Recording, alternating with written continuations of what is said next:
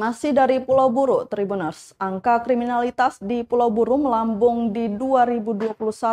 Warga turut diimbau tingkatkan pengawasan. Kepolisian Resort Pulau Buru mencatat tingkat kriminalitas mengalami kenaikan di 2021 hingga mencapai 95 kasus. Angka ini meningkat jika dibandingkan dengan 2020, di mana terdapat 80 kasus. Artinya ada peningkatan sebanyak 15 kasus.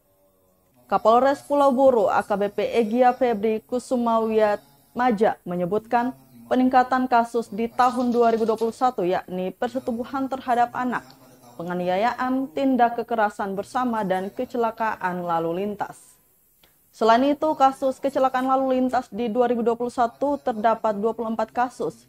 Di tahun 2020 hanya 19 kasus.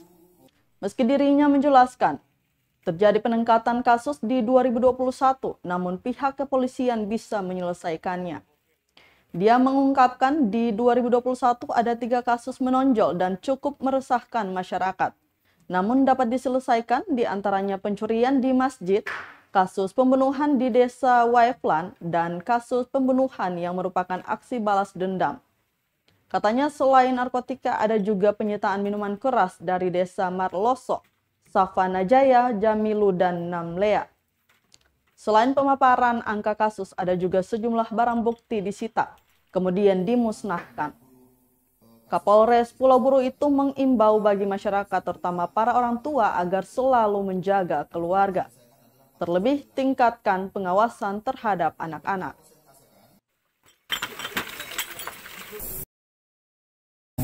2021 ini ada 95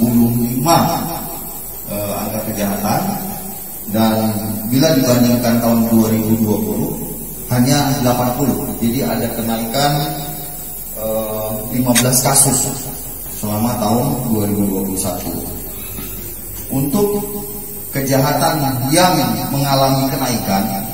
Assalamualaikum warahmatullahi wabarakatuh. Selamat pagi. Salam sejahtera bagi kita. Terima kasih sudah nonton. Jangan lupa like, subscribe, dan share ya.